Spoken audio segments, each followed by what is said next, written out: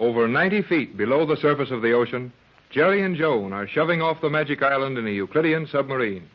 This immense cigar-shaped boat, 100 feet long, capable of a speed of 40 miles an hour underwater, has a crew of only one man and is commanded by a beautiful Euclidean woman. All this is almost too much for Jerry, and when the boat is spun rapidly, over and over to clear it from the lock in the island wall, Jerry has a feeling that perhaps he wasn't cut out for a sailor's life after all. The submarine is just pulling away from the island. Are you all right now, Jerry? Oh, I don't think I'll ever be. Oh, Joan, when I saw the sides of this boat going past me like a moving picture, oh, boy. Have you ever been in a submarine before? No, and never again. It's not so bad now, though. But what's making us go through the water? Why doesn't that she-skipper up there turn on the engines? The engines, as you call them, are on. The motive power is active now, although very little of it is being used. I don't hear anything or see anything running. Can't even hear the water going past the outside. But I can see it all right. The motive power is a gas, a very powerful explosive gas generated in those tanks and blown out through exhaust pipes. But they couldn't carry much gas in those tanks. How far can this boat cruise on the gas they've got aboard now? I do not know how many cubes of the solidified gas the commander is carrying, but I have known one of these boats to run from Euclidia to York, California, and return. What? 8,000 miles without refueling? Yes, Jerry. Is that so much more than your boats will do? I wouldn't even tell you what's the best our boats will do after that. 8,000 miles on the water. At what speed? I think the regular cruising speed does not exceed 30 knots per hour. Oh, that's too bad. The regular cruising speed of a boat in 15 fathoms of water is only 30 miles an hour. What holds it back? Is that not good, Jerry? Look, Joan, I wouldn't kid you. It's so good that nobody in our world even dreams about such things. We put them in nice, big, strong houses and take care of them if they talk like that. Hey, look at the shadow coming down through the water. Is that a whale? Of course not. That is the shadow of one of the battleships overhead. Had you forgotten we are under a fleet of ships maneuvering? Oh, yeah. Well, I forgot a lot of things when I got into this boat. Gee, right over our heads is a fleet of battleships, maybe from the United States, though any other country would do just as well. And here we are.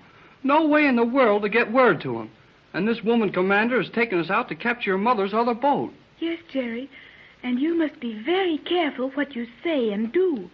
The commander is a very hard woman, and SE-1, the submarine engineer, is nothing but a human machine.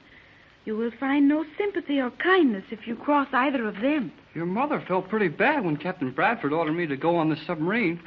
But, well, I guess Tex knew what he was doing. Captain Bradford has great faith in you, Jerry, and he knows you will find a way to warn Johnson of our coming, if there is a way. But there isn't. And I can tell you, from the looks of this thing here, there isn't going to be. And even if I could warn Johnson, what could I tell him? If he could only get away from here, his boat will travel faster on the surface than this one under it. Yeah. But if I scare him away, even if I could, it might be the worst thing in the world to do. I do not see why, Jerry. Because it'll take that pigeon 3 or 4 hours more to get to his boat. And if the pigeon is lost, we can't do a thing. Our only chance is to find Johnson and have him stay as close as he is and hope the pigeon gets to him before we do. The pigeon had over an hour's start ahead of us, Jerry. Yeah, and that pigeon can fly as fast as this boat will go. But when Johnson won't have time to do anything before the boat catches him. It all seems very hopeless, Jerry, but something may give us a chance to aid Mr. Johnson. I'm getting tired of G-47 and all his men never making a mistake.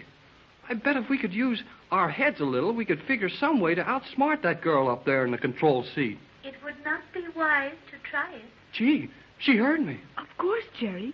These submarines are covered by a system of microphones and amplifiers. When will you learn that there is no privacy among the Euclideans?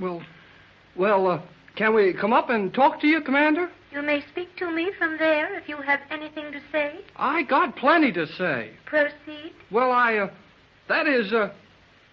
forget it. It would be as well for you to forget it. Please, Jerry, Do not try to say anything more. J12C to J24Y. Johnson! Yes, Jerry. J12C On the radio in to this cell. J24Y.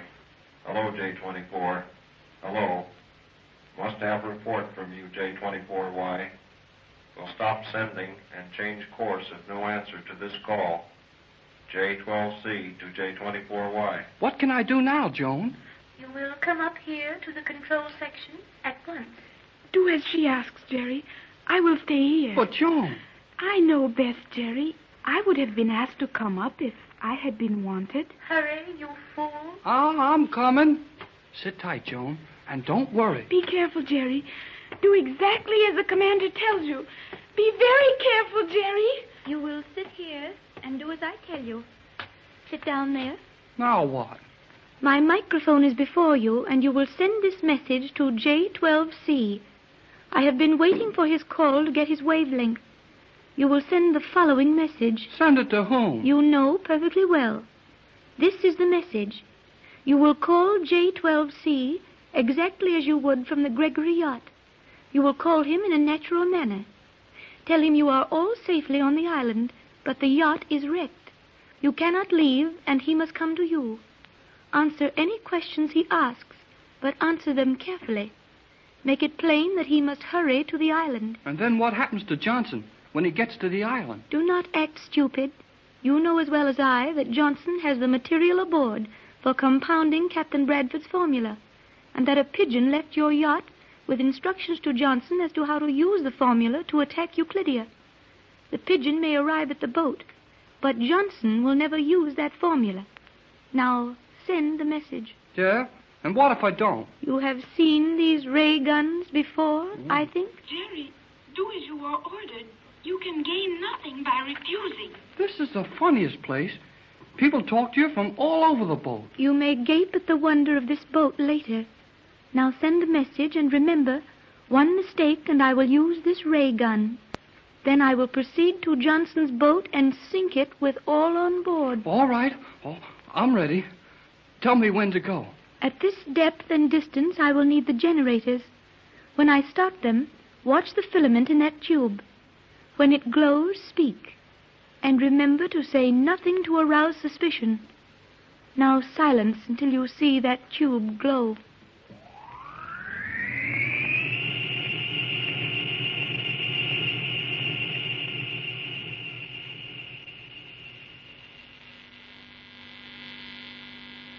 Now, you just take it easy, Pat. There's nothing we can do to help those kids out there in the submarine. And no way to get word to Johnson. Oh, but Tex, just to sit here in this useless radio cabin. Hold it, Pat. Listen. Is that coming out of the radio, Tex? Yeah, funny, too. It's on Johnson's private wavelength. He hasn't got any power on board that you could hear building up like that. Perhaps something's happened to his boat. I don't know. Since that last message of his saying he would change his course, I don't know what to expect. J24Y to J12C. J24Y calling J12C. Hello, J12. Hello, J12. Tex, it's Jerry calling Johnson. Yes, and I don't like it. Jerry's in that submarine. I'll bet they're making him call Johnson. J12C. Hello, J12. Jerry Hall on J24Y calling J12C. Johnson doesn't answer. He may be out of the cabin for a minute. Remember, he's been trying to get us for days without an answer. Yes, of course. What can be going on in that submarine? Joan. Oh, if Joan's all right, I won't mind so much. Hello, Jerry. J12C to J24Y.